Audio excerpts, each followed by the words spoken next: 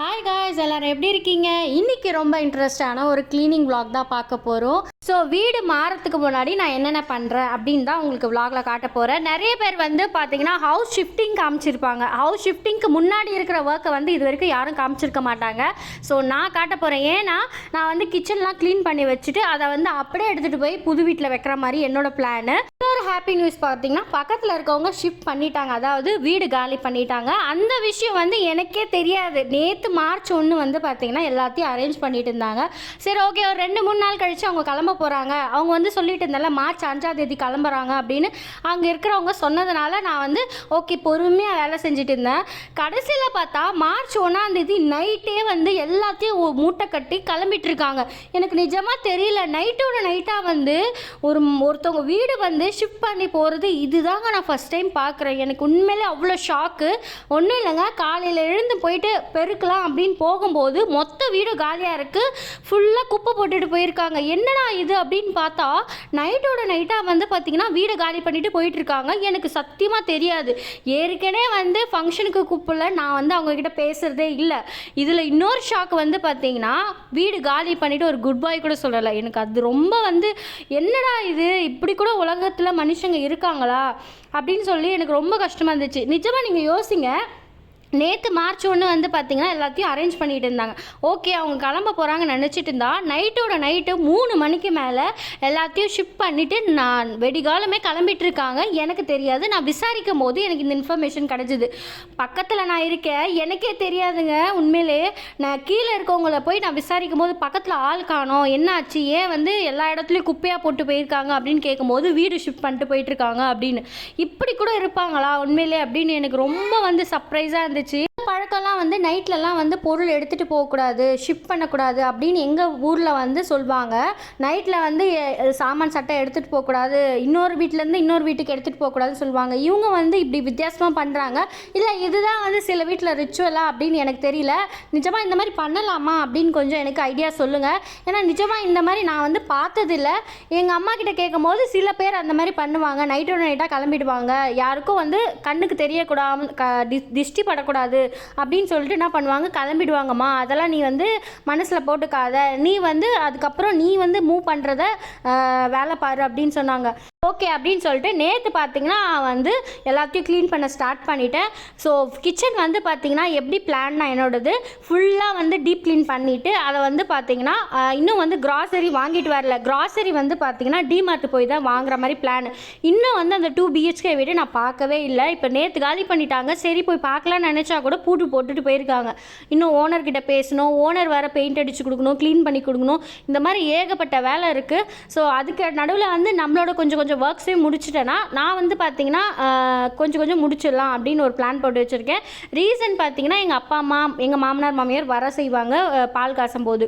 அந்த டைமில் வந்து அவங்க வந்து 1 நாள் இல்லை 2 நாள் தான் இருக்கிற மாதிரி பிளான். அவங்க அந்த டைம் வந்து பெரிய பெரிய பொருட்கள் வந்து பார்த்திங்கன்னா ஷிஃப்ட் பண்ணுற மாதிரி இருக்கும். மீதியெல்லாம் வந்து பார்த்திங்கன்னா எங்கள் அம்மா மாமியார் வந்து ஹெல்ப் பண்ணுற மாதிரி இருக்கும். அந்த டைம் வந்து எங்கள் அம்மாவும் சரி மாமியாரும் சரி இதெல்லாம் உட்காந்துட்டு கழுவிட்டு இருக்க முடியாது. ஏன்னா ரொம்ப நாள் ஆயிடுச்சு வேறு.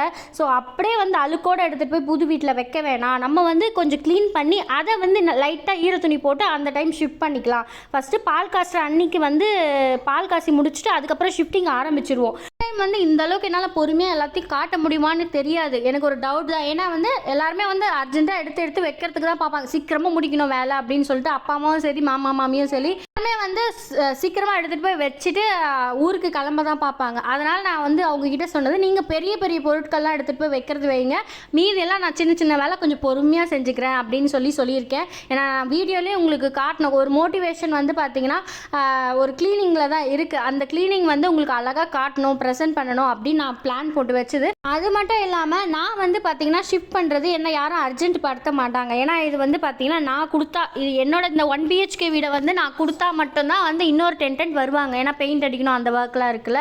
இப்போ 2 BHK பெயிண்ட் அடிக்கணும், இன்னும் க்ளீனிங் ஒர்க் இருக்குது, நிறைய வேலை இருக்குது. இப்போவே நான் எதுக்கு உங்களுக்கு நான் வந்து இன்ஃபார்ம் பண்ணிடுறேன்னு பார்த்தீங்கன்னா எப்போ வந்து போவோன்னு எங்களுக்கே தெரியாது, அந்த மாதிரி இருக்குது. ஏன்னா நேற்று வந்து அவங்க வீடு மாறிடுவாங்கன்னு எனக்கு நிஜமாக தெரியாது. இப்போ அவங்க வந்து ஷிஃப்ட் பண்ணி போயிட்டாங்க. இப்போ வந்து இந்த வீட்டை வந்து ஓனர் வந்து க்ளீன் பண்ணி பெயிண்ட் பண்ணி கொடுக்குற வேலை வந்து எப்போ ப்ராசஸ் ஆகும் நாம் வந்து வீடு எப்படி மாற்ற போகிறோன்னு தெரியல. ஏன்னா வந்து 10ஆம் தேதி வரைக்கும் தான் நல்ல நாள் இருக்குது. நான் பால் காசி, அவர் எப்போ பெயிண்ட் அடிச்சு கொடுத்து நான் எப்போ பால் காசுறது, அப்படி ஒரு டென்ஷனில் நான் இருக்கேன். என் ஹஸ்பண்ட் கூலாக இருக்கார். நீ எதுக்கடி டென்ஷன் ஆகிறப்பா, மெதுவாக போய்க்கலாண்டி அப்படின்றாரு. ஆனால் வந்து அவர் வந்து பார்த்திங்கன்னா காலையில் ஆஃபீஸ் போனார்னா நைட்டு தான் வருவார். மற்ற ஒர்க்கெல்லாம் பார்த்திங்கன்னா நம்ம தான் கேர்ள்ஸ் வந்து ஹேண்டில் பண்ணோம். அந்த டென்ஷன் அவங்களுக்கு புரியல. இது நான் மட்டும்தான் இப்படி ஃபேஸ் பண்ணுறேன்னா, இல்லை என் ஹஸ்பண்ட் சொல்கிறது கரெக்டாக, இல்லை நான் டென்ஷன் ஆகிறது கரெக்டாக, இல்லை என் ஹஸ்பண்ட் சொல்கிறது கரெக்டாக, நீங்கள் வந்து எனக்கு கமெண்ட்டில் சொல்லுங்கள். ஏன்னா வந்து எனக்கு ஒரு கிளாரிஃபை வேணும்.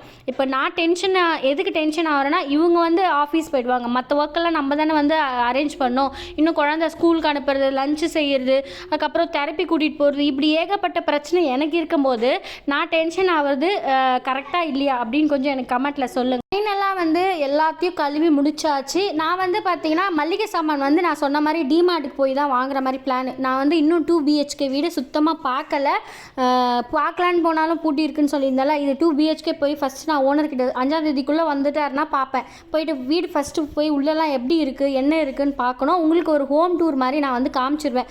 ஷார்ட்ஸில் போகிறதா லாங்கில் போகிறதான்னு தெரியல. ஹோம் டூரு நான் பார்த்துட்டு நான் உங்களுக்கு போடுறேன். ஃபஸ்ட்டு ஒரு எம்டி ஹோம் டூர் மாதிரி நான் உங்களுக்கு போட்டு காமிச்சிடுறேன் எப்படி இருக்குது. ஏன்னா இது வந்து ஆல்ரெடி யூஸ்டு பண்ண ஒரு வீடு இருந்தாலும் ஒரு 2 BHK எப்படி கட்டியிருக்காங்க நான் உங்களுக்கு காமிக்கிறேன். ஸோ ஷார்ட்ஸில் வேணுமா லாங்கில் வேணுமா நீங்கள் கமெண்ட் பண்ணுங்கள். எம்டி ஹோம் டூரு அது வந்து ஃபஸ்ட்டு உங்களுக்கு எம்டி ஹோம் டூராக காமிச்சிட்டு அதுக்கப்புறம் ஒவ்வொரு இதுவாக பார்த்தீங்கன்னா உங்களுக்கு நான் வீடியோஸ் வந்து அப்லோட் பண்ணுவேன். ஸோ கண்டிப்பாக வந்து ஹவுஸ் ஷிஃப்டிங் வந்து ஒன்றா நான் காமிப்பேன். உங்களுக்கு பார்க்க இன்ட்ரெஸ்ட்டாக இருக்குமா எனக்கு தெரியல. ஏன்னா ஹவுஸ் ஷிஃப்டிங் எல்லாருக்குமா பிடிக்குமா பிடிக்காதான்னு எனக்கு தெரியல. அதையும் நீங்கள் கமெண்ட்டில் சொல்லுங்கள். ஹவுஸ் ஷிஃப்டிங் பிடிக்குமா, கொஞ்சம் டீட்டெயில்ஸாக காமிச்சா உங்களுக்கு பார்க்க இன்ட்ரெஸ்ட் இருக்கா அப்படின்னு மறக்காமல் எனக்கு கமெண்ட்டில் சொல்லுங்கள். இவ்வளோ நாளாக ஏன் ஷார்ட்ஸ் போடலன்னு பார்த்தீங்கன்னா, இந்த லாங் வீடியோ வந்து எடுத்துடலாம். ஏன்னா பொறுமையாக காட்டலாம் இதில். அதே மாதிரி பார்த்தீங்கன்னா சிலது வந்து ஸ்பீடாக காமிச்சிருப்பேன். ரொம்ப நேரம் அது பார்த்துட்டே இருந்தால் போர் அடிக்கும். அதனால் சில விஷயங்கள் வந்து உங்களுக்கு ஸ்பீடாக காமிச்சிருப்பேன், சில விஷயங்கள் ஸ்லோவாக காமிச்சிருப்பேன். அரிசிலாம் வந்து இந்த ட்ரம்மில் தான் இந்த இதில் தான் பாத்திரத்தில் போட்டு வச்சுருப்பேன். இதையும் கொஞ்சம் க்ளீன் பண்ணிவிட்டு அதை வந்து பார்த்திங்கன்னா டப்பாங்க, அதாவது பிளாஸ்டிக்கில் மாற்றிட்டேன். ஸோ நம்ம வீடு ஷிஃப்ட் பண்ண போகிற வரைக்கும் அந்த பாசத்தொல்லை இருக்குது பார்த்தீங்களா, அதுதான் எனக்கு பெரிய பிரச்சனையே. வீடு ஷிஃப்ட் பண்ணுற டைமில் வந்து பாசங்கள் வந்து இதெல்லாம் ஒளிஞ்சிட்டு அந்த வீட்டுக்கும் வந்து தொல்லை பண்ண போதும்னு ஒரு டென்ஷன் அது இருக்குது. நான் பெஸ்டிஸ் கண்ட்ரோல் வந்து போடலான்னு இருந்தால் கூட அதை போட்டால் 3 நாள் இருக்கக்கூடாதான் வீட்டுக்குள்ளே. அது ஒரு ப்ராப்ளம் இருக்கிறதுனால கையிலே எப்படின்னா மேனேஜ் பண்ணி அடித்து சாவடிச்சிடுறேன். இருந்தாலும் வந்து பார்த்திங்கன்னா அதோட வளர்ச்சியை தடுக்கவே முடியல. உங்களுக்கு எதனா வந்து அது டிப்ஸ் எதனா தெரிஞ்சால் சொல்லுங்கள், இல்லை எதனா லிக்விட் விற்கிதா சொல்லுங்கள். ஏன்னா குழந்தை இருக்க வீடு கொஞ்சம் சேஃப்டியாக இருக்கணும் எனக்கு.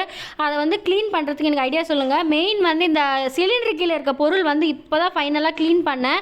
ஏன்னா ரொம்ப நாளாக க்ளீன் பண்ணாமல் வச்சுட்டு இருந்தேன். இதை ஃபைனலாக இன்றைக்கி க்ளீன் பண்ணி தேவையில்லாத பிளாஸ்டிக்ஸ் டப்பாலாம் எடுத்து வச்சுருக்கேன். வந்து வீடு ஃபுல்லாக ஷிஃப்ட் பண்ணி முடித்தவொடனே நம்ம வந்து லாஸ்ட்டாக வந்து கைலாங்கடிக்கு போட்டுருவோம். அதில் வரதை எப்போவுமே நான் உண்டியில் போட்டுருவேன். ஸோ இன்றைக்கி வந்து பார்த்திங்கன்னா ஃபைனலாக வந்து அந்த சிலிண்டர் கீழே முடிச்சிட்டேன், க்ளீன் பண்ணி முடிச்சுட்டேன். இப்படியே வந்து சின்ன சின்ன ஒர்க் தான் பண்ணிகிட்டு இருக்கேன். ஏன்னா வந்து இவ்வளோ டீட்டெயிலாக வந்து உக்காந்து அந்த டைம் வந்து பண்ணுவேனான்னு எனக்கே தெரியல. என்னால் என்ன காட்ட முடியுமோ கண்டிப்பாக உங்களுக்கு காட்டுறேன். நீங்கள் வந்து கமெண்ட்டில் வந்து நான் நிறைய சிஸ்டர்ஸ் வந்து எனக்கு சொன்னது டிப்ஸ் பார்த்தீங்கன்னா வந்து வீடு ஷிஃப்ட் பண்ணும்போது பார்த்தீங்கன்னா கதவு ஜன்னல் இதெல்லாம் கொஞ்சம் தொடச்சி கொடுத்துட்டு போயிடுங்க. சில பேர் வந்து ஒற்றடிப்பாங்க, சில பேர் ஒற்றடிக்க மாட்டாங்கன்னு சொன்னீங்க. பக்கத்தில் போய் பார்த்தா அவ்வளோ குப்பை இருக்குது. அதை நான் ஷேர் பண்ணலாமா என்னன்னு தெரியல. நான் வந்து வீட்டு ஓனர் வந்தார்னா அதை உங்களுக்கு நான் காட்டுறேன். ஸோ அவ்வளோ குப்பையை போட்டுட்டு அதுக்கப்புறம் பழைய ஸ்க்ரீனு, அவங்க வீட்டில் யூஸ் பண்ண அந்த ட்ரெஸ்ஸஸ் சிலது எல்லாத்தையும், அப்புறம் அந்த தொடப்பம் எல்லாத்தையும் இங்கே தான் பக்கத்தில் போட்டு போயிருக்காங்க. அவங்க பண்ணதுக்கு வந்து எப்படின்னு தெரியல. அதை வந்து ஓனர் தான் க்ளீன் பண்ணி கொடுக்கணும், நான் வந்து தொடக்கூடாதுன்னு அம்மா சொல்லிட்டாங்க. ஸோ நானும் இதே மாதிரி தான் பண்ணணுமா, இல்லை நான் க்ளீன் பண்ணி கொடுத்துட்டு போகணுமான்னு வந்து இன்னும் ஒரு டவுட் இருக்குது. சில சிஸ்டர்ஸ் நீங்கள் வந்து கதவு ஜன்னல் மட்டும் க்ளீன் பண்ணுங்கள், ஒற்றடிக்க வேண்டாம் அப்படின்னீங்க.